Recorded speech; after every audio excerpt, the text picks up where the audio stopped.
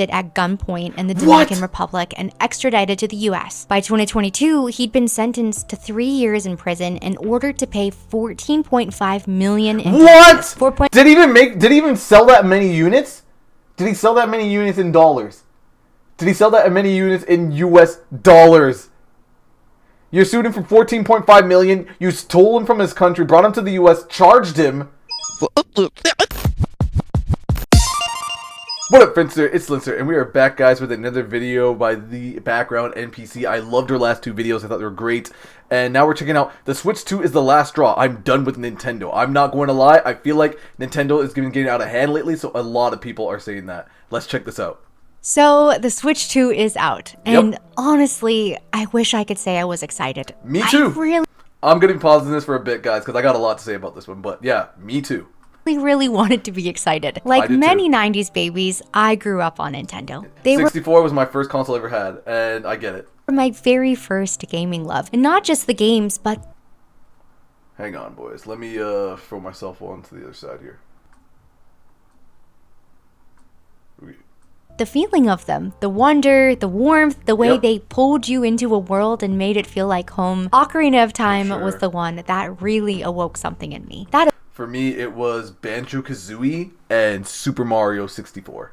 Opening in Kokiri Forest with the Deku Tree, riding Epona across Hyrule Field, it all felt so massive. Like a real world was tucked. Man, you had to be there. Inside a little cartridge. And then Majora's Mask came along, and my little self had never felt such anxiety. That eerie moon, the ticking clock, the emotional side quests that made you care so much in so little time. It was the very first game that made me feel something beyond just fun. It was sad, confusing, kind of strange at times, and for me, I get it. For me, I felt the same way when I first played Chrono Trigger. I was little, man. I was like in elementary school. I had no idea what was going on. It's the story, the music, everything pulled me in. The fact that Chrono wanted to rescue this princess, I was so immersed. And to find out that she wanted to rescue you back when I was being held for trial in the game, it was so good. I get it. I 100% get it.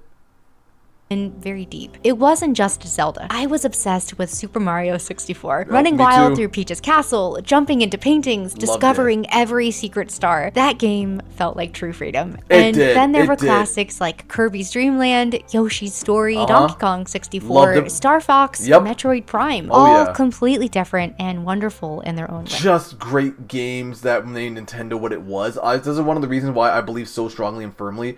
The reason why Nintendo is so powerful now is it's not because of its games, not because of its mechanics, not because of what it has under the hood in terms of hardware. Dude, it's honestly just nostalgia. That's why it's so powerful. That's why they can sell 3.5 million units in 3 days. It's nostalgia, and a lot of people, especially nowadays, are trying to recapture that magic they had when they were a kid.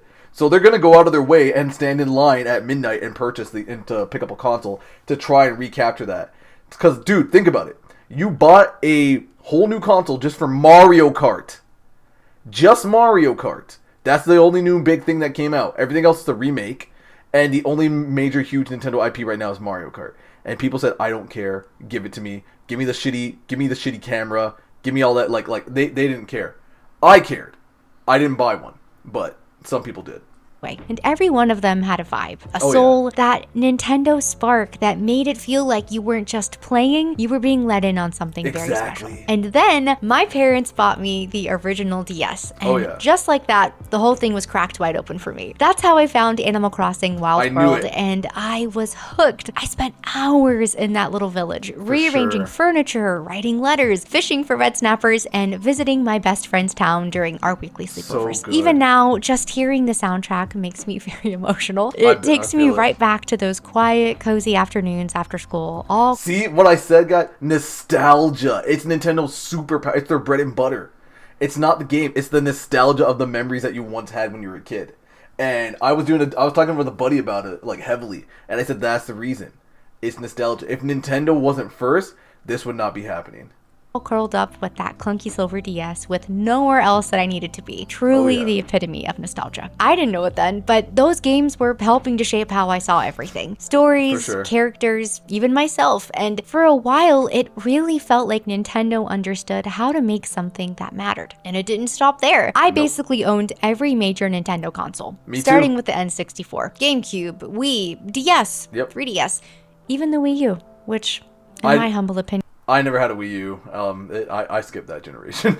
Was ahead of its time, by the way. But I owned all of them. And when the Switch was announced with Breath of the Wild, I was beyond excited. Like, very cringely crying at the announcement trailer excited. As a Zelda fan, it was everything I'd ever wanted in a game. And to this day, it is still one of my favorites. That launch brought back so much of the old magic, which is probably... And that's good. That's good that launch meant that much to you.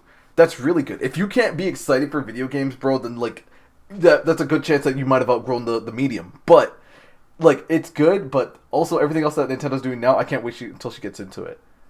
Why I held on for so long, and I even wanted to work for them. Oh, I bet you Genuinely. I applied to corporate Nintendo PR jobs probably 15 to 20 times. For sure. Not even exaggerating. Back in 2019, I was pursuing PR, and when I got the opportunity to go to E3 that year, the very last E3, by the way, I actually spoke with a Nintendo PR team in person. It was magical. The Nintendo section of the event was so overwhelming and electric, and I remember thinking, this is it. I'm happy This is what I want, and this is what I want to be a part of. So please, hear me out. What we are about to discuss isn't coming from someone who's out to bash Nintendo. No. This is coming from someone who genuinely, wholeheartedly, even at times, very cringely, loved Nintendo. I'm the same way. That's why I made, like, multiple videos on it when I was just complaining. It's not because I wanted to bash them and say, oh, this company sucks and da-da-da-da-da. No. It's because I cared about the company so much and it meant so much to me, which is why when they started to go left in consumerism, or, like, out of whack in consumerism, why I spoke up and said, Nintendo, what are you doing? What's going on here? Like, bro, you're not acting like yourself anymore. And their games. And really believed in what I thought they stood for. But over time, I've started to realize that maybe Nintendo isn't the company I thought they were. No. What I've seen over the last few years is that my nostalgia goggles have been working overtime. Exactly. I love this girl. Exactly. Because that's the thing with a lot of people. A lot of the Nintendians, yes, that is what you call them, the people who are diehard Nintendo fans are known as Nintendians. A lot of Nintendians, they will have rose-tinted glasses and will see no fault in this company. Even when they are charging you for games like Welcome Tour that should be free and teach you how to use the game. Even when they are threatening to brick your Switch. Even when people are losing all their save data just by transferring from the Switch to the Switch 2. All this stuff, they don't care. They'll literally defend this company. And it doesn't even need to be defended. It is a multi-billion-dollar company. It doesn't need your help. But people will do it anyway because the nostalgia is that much of a power drug to them.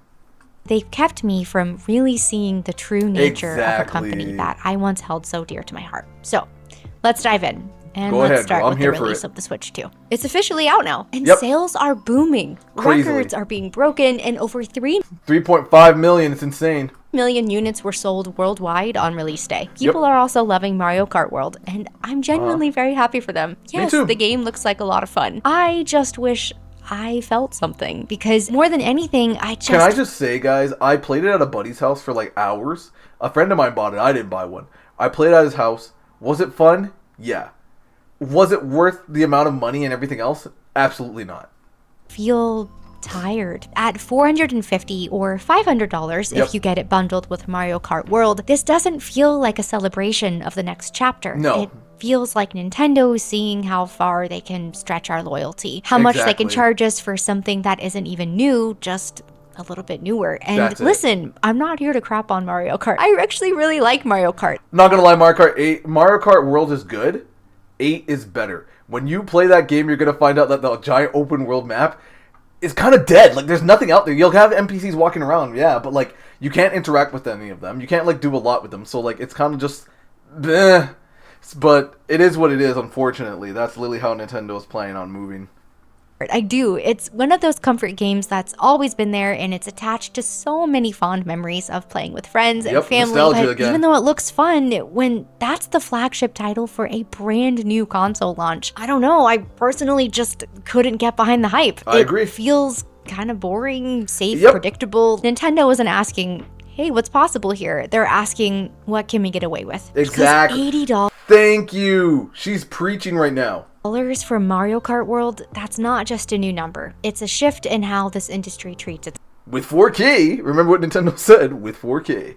players. And what surprises me, even though it shouldn't at this point, is that it's Nintendo, of all companies, ushering in this new pricing standard. This wasn't them reluctantly following a trend that I know was inevitable, but this was them leading the charge, setting a precedent, establishing $80 as the new normal, and not with some expansive, genre-pushing new experience, but with an exact game formula that we've literally seen 16 over times. and over. Look at this. Look at this. Look at this, bro. This is it. This is it. This is how they can get away with it. Because from 1992, and I know a majority of you guys weren't even born yet, to now, 2022, like, it's been the same. Like, remember, it's just driving. It's just, yeah, which granted, it's a fun game, but oh my goodness. That much money? Like, I get Nintendo saw that Mario Kart was the best-selling game they had on the Switch, and they said, yo, okay, now you're my new flagship title. And they threw it on there, and it did good, 3.5 mil. Is it worth the amount of money? Absolutely not. A lot of people already even on streamers, they're already kind of like, I had my fill. Like, it's already passed over.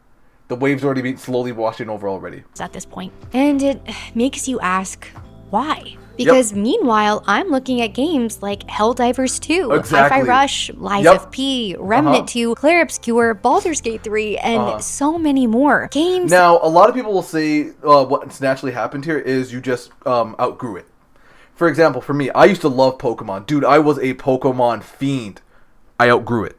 I can't get excited for Pokemon. Like in any regard, in any capacity. It also has to do with the fact that it's kind of become slop.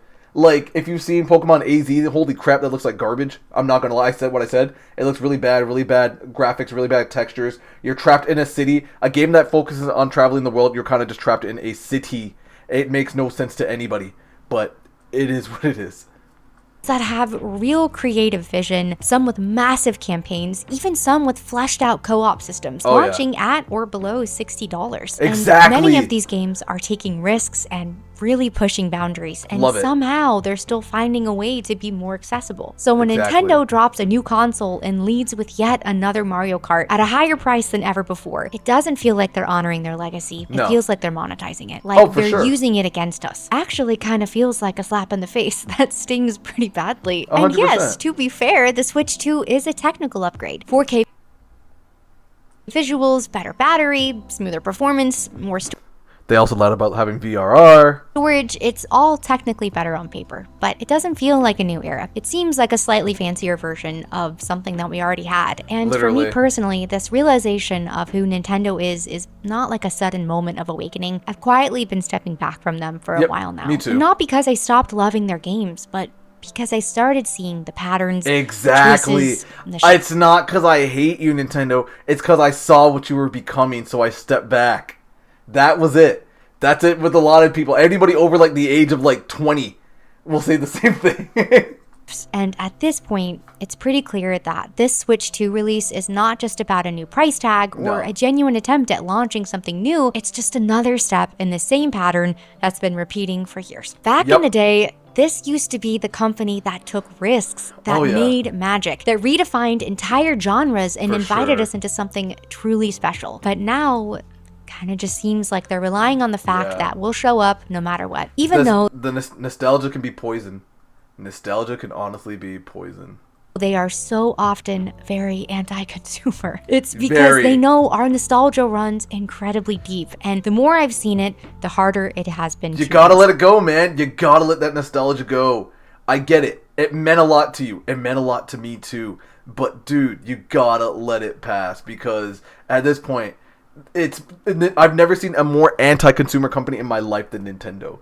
So at this point, guys, please, you gotta step back. Nintendo has mastered something I can only describe as weaponized nostalgia. They've turned our childhood memories into a soulless business model. And 100%. The part that really hurts is that it works. It works so well. Yo, I love her. I love her. I am a huge fan of the background NPC. I love her because she is so right. It worked, guys. To get in, it is a masterclass in marketing because Nintendo is literally the Disney of video games. I'm gonna use what meant a lot to you when you were a child, and I'm gonna keep drip feeding it into your face when you're 10, when you're 20, when you're 30, 40, 50. Like, it doesn't matter. I'll always have you saying, I remember stomping on Goombas when I remember catching Pokemon. I remember, and I'll keep jacking up the price, adding more and more obscure things, keep pushing the goalposts, and you'll always keep chasing after it because you're trying to chase what you had when you were a child. It is a master class in nostalgia corruption. It's very manipulative in a sense, but it works. That's capitalism in like the rawest form of itself. Worked on me for so long. I've been the Nintendo fangirl who's bought the remakes, re-releases, and updated ports, even though I knew deep down that what they were offering was not anything new. And looking back on it, I don't know. I guess it was because I didn't feel like I was buying a game. It felt like I was buying a memory. Exactly. What did I just say? Oh man, I'm telling you, that's exactly it. That's all they did. Oh man, Nintendo. Nintendo knows that. They know that we remember how it felt to blast through Alien Worlds and Metroid Prime. Definitely. Or how it felt to spend hours raising your perfect Nintendog like it was your actual childhood pet. They know we feel these titles. I had a buddy of mine the same guy who bought the Switch 2, he was actually going to re-buy Breath of the Wild, the remake. Nothing changed. He already has a copy of it. He was willing to buy the remake again, like the upgrade. And I said, dude, you don't need to. You already beat the game.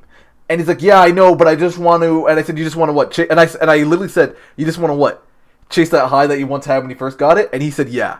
Nostalgia can be poison, man. I'm telling you, be careful with it.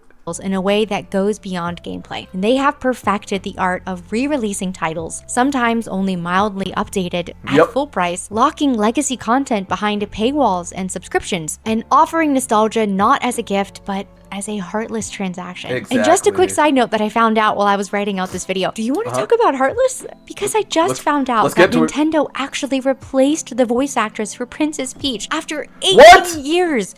And they didn't even tell her. She found out with the rest of the world when the new Mario Kart game came out. What? That's actually... What the fuck, Nintendo? Oh, you're doing too much. You're doing 18 years you were doing this? And they didn't even tell her, she just found out? Oh,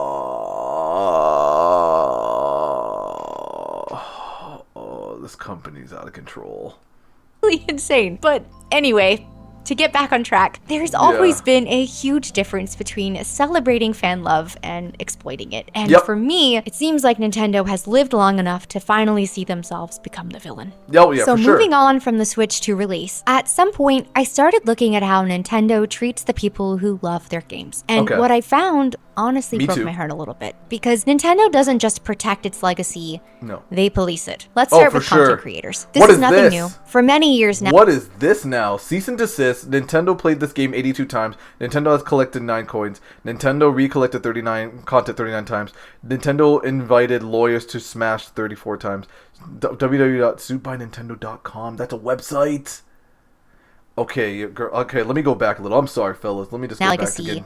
They police it. Let's start with content creators. This is nothing new. For many years now, Nintendo has been going after them. Streamers, YouTubers, musicians, for doing what, honestly, most other gaming companies celebrate. Sharing their love for the brand and its IP. Can I just say, guys, I also, because those who know my main channel, Lannister, I used to draw a lot of parodies for Mario, Pokemon, Zelda, Splatoon, you name it. I'm not doing that shit anymore. No way, man. I saw people get their accounts taken down by Nintendo. I'm not doing that. Fuck that. There's people who are now making memes about, oh, Nintendo's trying to sue me and my family because I put a sticker on my Switch 2. People are making jokes about it because there's a scrutiny of truth behind it. Screw that, man. This company's lost its way so badly. Hang on, let me read this real quick. I just received a copyright takedown and my account is suspended for 48 hours from streaming Age of Calamity despite it being out in Australia, Japan, part of Europe, and all of Europe in 30 minutes. Holy shit. What? Yeah, no, screw this company. Screw this company. Just be safe. If you're a content creator, just be safe when it comes to doing anything involving Nintendo content. I know of another animator who actually got his account taken down by drawing Mario like parodies, and I knew another artist who got their account taken down for drawing for also drawing Mario content. No, for playing Nintendo games on YouTube in 2016, 2017. Shit was wild. Somehow, I managed to kind of turn a blind eye to most of this until the Point Crow situation. He was a YouTuber who was making these really incredible Breath of the Wild mod videos. Fun, creative, and totally original. And then one day, Nintendo claimed and struck 20 videos. My no warning, gosh. no conversation, just straight up attacked. And it What the they could do... See, what did I say? What did I just say? Oh, holy crap. Oh, all his content, claimed by Nintendo USA, Nintendo strike down by Nintendo Japan. Man, I hate this company. Thank you for what you gave me as a child, but as an adult, screw you, man. wasn't just his Breath of the Wild mods, it was any content that featured them, including other creators who had collaborated with him. It all got wiped out like a purge. And it made me pause because these weren't leaks and they weren't made to be malicious. It really was just fan content that was made out of love. And Nintendo really cracked down on it like it was a threat. And this was not an isolated case. One that has really stuck with me was Gilva Sunner. And if you didn't know, Gilva Sunner's channel used to be one of the only places online where you could find full Nintendo soundtracks. For years, Nintendo basically had these locked up very tight unless you were able to purchase a physical CD from Nintendo themselves. They weren't on Spotify, Apple Music, Nintendo's YouTube channel, no official platform to listen to any of it. And Gilva wasn't even trying to profit from this. There were no ads or monetization, just the original music uploaded for fans who wanted to relive the moment. Hi everyone, after 1,300 copyright blocks from Nintendo a few days ago, the YouTube channel received another 2,200 blocks today, with likely many more to follow. Oh my gosh. After thinking about this a lot over the past few days, I decided at this point it's really not worth it to keep this channel up any longer, and I will therefore delete Gilva Sunner's YouTube channel, or what's left of it, coming this Friday.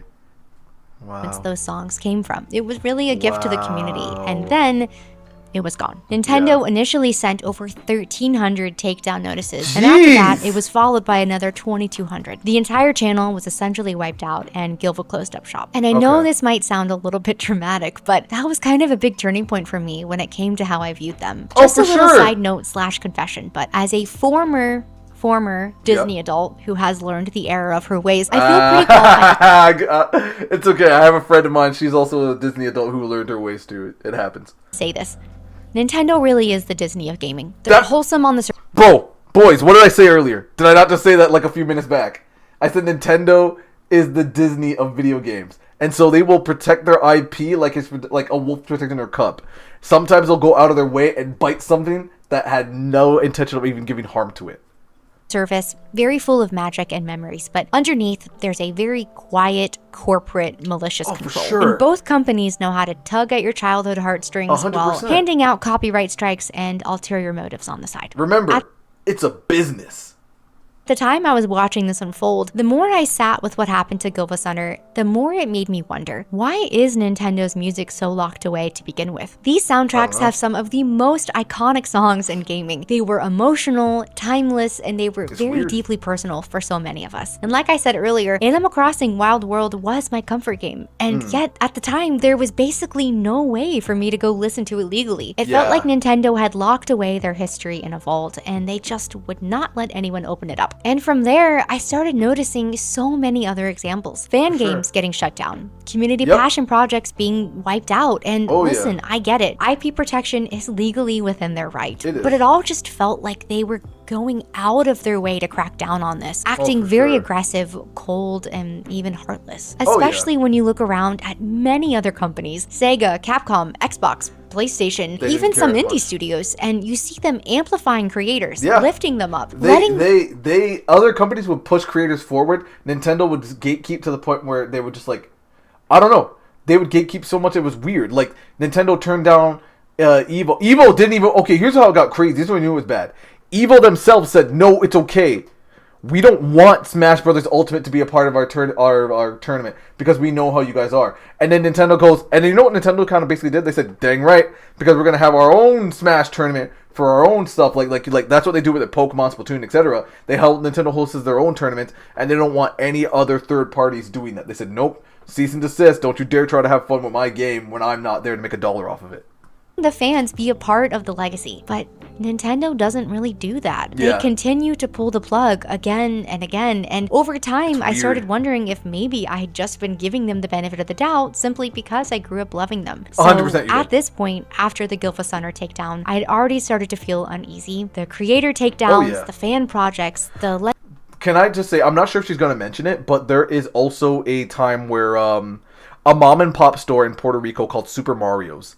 It's a mom and pop grocery store. This is in Puerto Rico, right? Nintendo tried to sue them. They said, "Whoa, what do you mean?" Granted, they named this grocery store Super Mario's before the Mario IP, before the IP was made by Nintendo.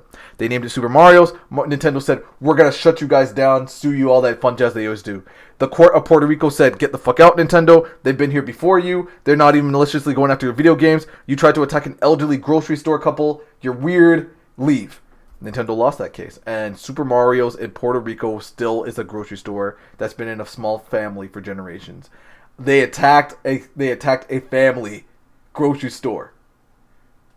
Bro, you're wilding. I don't know.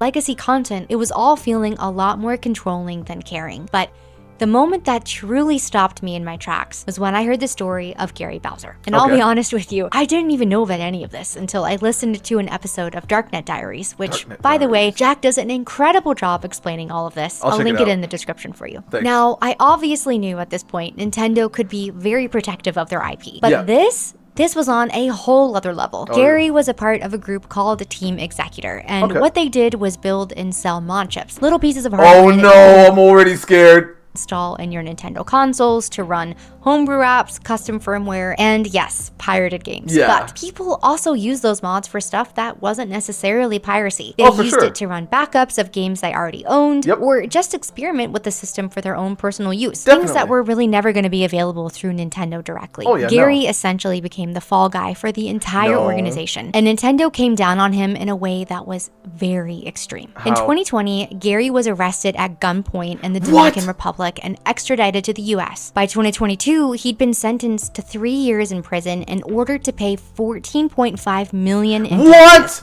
Did he even sell that many units? Did he sell that many units in dollars? Did he sell that many units in US dollars? You sued him for $14.5 million, you stole him from his country, brought him to the US, charged him. Holy shit, Nintendo. It's a mod. And you know what's funny? Nintendo didn't lose a fucking dime. They didn't lose a dime. That mod chip stuff never stopped anything. That piracy stuff never stopped anything. Wow, you're evil. $0.5 million in restitution and then another $10 million from a civil suit. And after he got out early, he still owed all of it. And he started paying Nintendo back 25 to 30% of his monthly income, which at one point was just $25 a month from his prison library job. He'll basically be paying them for the rest of his life. When I heard that, my stomach. Are you serious? Are you serious? Is this company serious? Is Nintendo serious right now?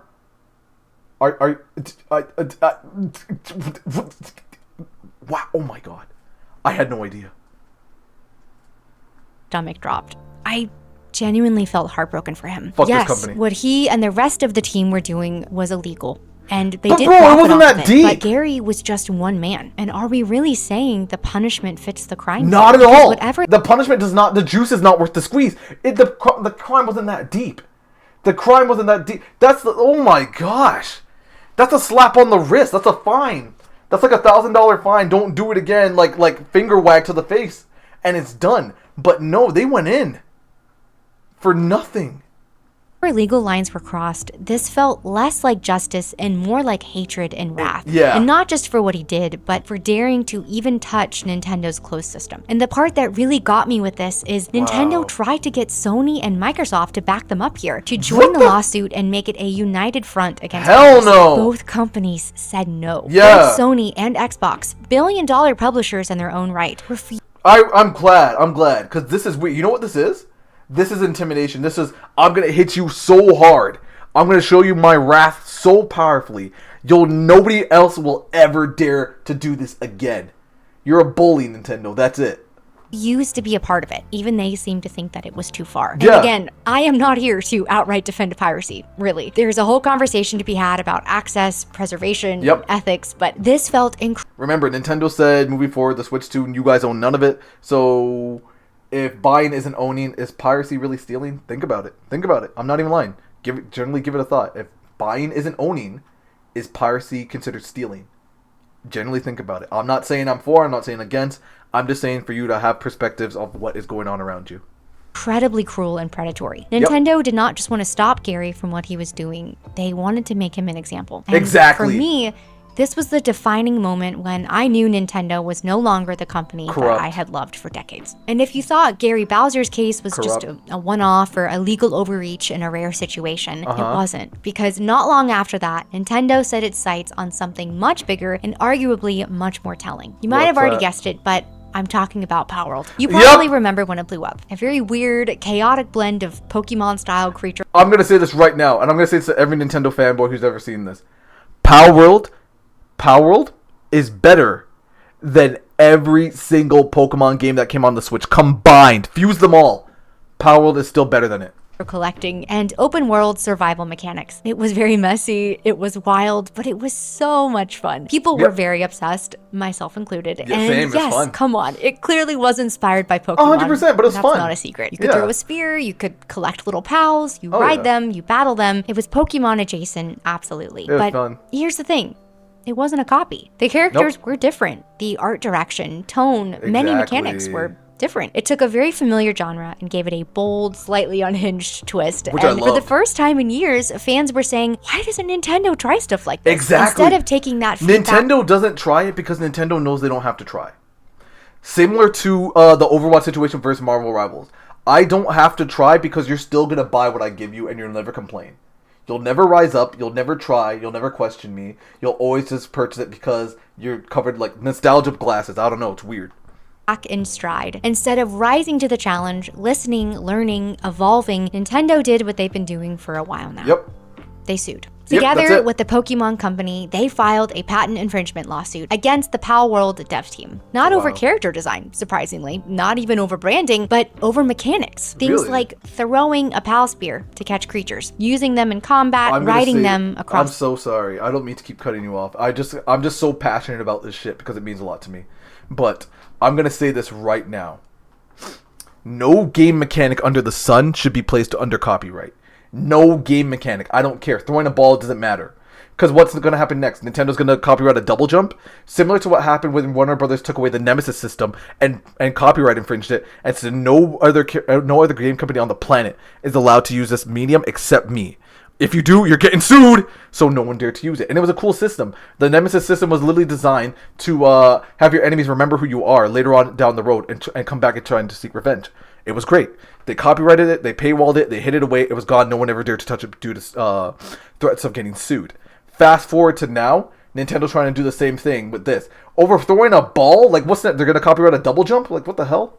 The world. And because of all of this, the Palworld team had to actually go in and change all of those features. They stripped out mechanics that players loved, not because they were unethical, but because they simply couldn't defend themselves against a legal juggernaut. And just like with the Gary Bowser case, Nintendo tried to bring other companies into the fight. Sony and Microsoft were purportedly approached to back them again here, and again, they declined. They did not want to be a part of it. And all of this says a lot, because this could have been a big moment for Nintendo, a wake-up call, and opportunity for them to ask, what is it that people are responding to? Why are they so excited about this? What can we learn from this? But instead of innovation, they chose litigation. And to me, it was not a stand for creativity or IP protection. The Pokemon formula has been around for literally 30 years. We all know what it is and where it comes from. And Palworld was not going to change that. No. This was Nintendo being a bully and swinging at anything that threatened the comfort of their complacency. They had an opportunity to grow, to evolve, to take advantage of someone already laying the groundwork for them. But instead, they chose violence. And after everything, the creator takedowns, the lawsuits, the silencing of innovation, I think maybe Nintendo would at least try to get one thing right. their legacy. I remember when Nintendo Online was first announced. It sounded like such a win, a way to legally revisit classic titles, play old favorites, dive back into the library that built up this brand. And at first, I was so hopeful, but the reality has been frustrating at best. Games get added randomly. Some months it's not much. Other months it's one obscure NES title no one really asked for. Entire consoles like Game Boy Advance or N64 still. And the fact that I saw so many people get excited for the GameCube stuff like that, it's terrible, terrible. Guys, you guys get games at random. Like, I'm talking like I remember there's a point where like months went by, you got nothing, and then another month you got like a random NES game, and then another month in that you got maybe like a random SNES game that with another NES game that nobody wants to play. Nintendo thinks in their mind, everything I make is the Midas touch. Everything I make is gold. Like, bro, I'm telling you this right now. Nintendo, nobody wants to play your shitty NES games now. Wow. Feel incomplete, and sometimes titles will just disappear without warning or explanation. They're just gone. And now, with the launch of the Switch 2, I thought maybe they would just try to clean things up a bit. GameCube has finally joined the retro lineup, which is very awesome. But they only added 3 games at launch. Wind Waker, Soul Calibur 2, and F-Zero GX. So weird. Yeah, that's a cool trio, I guess, but it's also pretty bare bones for a console with so many legendary titles. And yes, I know more are coming, but why launch with so few? Why not take the easy win here and give your fans what they've been begging you for years? Beyond the catalog, the performance isn't always there either. Players report Nintendo Switch Online N64 games suffering from input lag frame. Of course it does. Of course it does. Sometimes there's lag, some games have awkward control schemes, others don't support cloud saves. It doesn't really feel like a premium service. They don't care. It feels like something Nintendo begrudgingly maintains, and definitely not something that they can be proud of. The thing is I've always wanted to support something like this. I actually am very happy to pay to play these games legally. I want to revisit the titles that shaped me in a clean, easy way, but Nintendo has made it... I'm over nostalgia, so I don't really care, but to each his own. So hard. It's like they're sitting on this treasure trove of nostalgia, this very beautiful, powerful legacy, and instead of sharing it or celebrating it with us, they keep it to themselves and withhold it. They kind of hold it over us like drugs, honestly. Yeah, they weaponized it. Because it worked. It worked. They weaponized it. Man, it's so funny. The more she explains, the more I dislike this company as a whole. That's so crazy.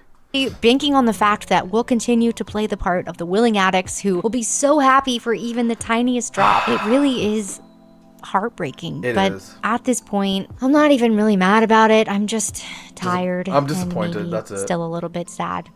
Now, again, to be clear, this video is not meant to shame anybody. If you bought the Switch 2 or you're a part of Nintendo Online and you're loving it, I think that's great. Truly. I am not here to steal joy away from anyone. This video really is just to talk about how I can't ignore how much my own relationship with Nintendo has changed. You've done nothing wrong. All you did was raise awareness, and more people need to be informed moving forward in society anyway. Over the years, and I don't love them anymore. Not the company, not like I used to. Me and either. That's difficult to say out loud because I grew up on these games. I spent summers chasing stars in Mario 64, winters decorating my Animal Crossing home, racing my siblings in Mario Kart, riding Epona across Hyrule Field like it was the most. Everything she did, I did. She could have literally been my friend in like middle school or something, and the same thing would have happened. It's just unfortunate that this is where we are. Magical thing in the world. And for me, these were not just games. They were a part of my childhood. And that's why all of this hurts so much. Definitely. Because the company that once led with a full heart and love for gaming feels like it's running on autopilot, giving us the absolute bare minimum. Comfortable, safe, lazy, greedy. We're getting less and paying more. And look, the industry as a whole is a bit of a mess right now, but it's still fair for us to ask for better, to feel valued as customers, to want these companies to care. And for a long time, I really believed that Nintendo did, that they were different, that they stood for something. But now it's hard to see how that could still be true. I always joke that my relationship with Nintendo is super toxic because even after all of this, even after how I've seen how they treat their consumers and fans, part of me still hopes that they'll change because they could. It really would be so easy if they wanted to. Not until they get like a new president of Japan will they change. Because at one point there was a time their former president, before the one they have now, said, "We will never put games on mobile." Then he retired. And the next guy, as soon as the next guy came in, he's like, "Yep, Nintendo Mobile is 100% going to be a thing." They could be the company that supports creators instead of silencing them, shares their legacy instead of locking it away, prioritizes joy over control, and evolves instead of punishing innovation. Definitely. I really would love nothing more than to fall back in love with them. But right now, it just seems like Nintendo is going to keep being Nintendo. Just very stuck and too happy to stay that way. The love that I once had for them was so real, and the magic really mattered. But the company behind that magic, it feels further away than ever. If you made it to the end of this video, seriously, thank you so much. And I would love to hear your story. What made you fall in love with Nintendo? Are you still in love with them? Or have you also had a bit of a breakup with them like me? Let me know in the comments. And thank you so much for watching. I'll see you in the next one. I appreciate it. That was a very, very good video by the BackgroundNPC. That was so fantastically well done. I don't care if this video almost ran up to 40 minutes. I'm just glad we had this like really good discussion. Like, in all honesty, Nintendo lost what made Nintendo Nintendo, and they became this like corporate juggernaut overlord. And I hope one day they want to change, but in all honesty, I'm not holding my breath. But let me know, what are your thoughts on this? Did you get a Switch 2? Are you holding off on getting a Switch 2? Is it no longer for you? Are you excited? Are you upset? Let me know. I would love to hear your thoughts on it, guys. I know this is a long one, but I'm glad I did this one all the same. And with that being said, if you like the video, do me a huge favor. Subscribe. Give it a like. All that jazz. And I will talk to you guys in the next one. I'm gone. Y'all take care. See ya.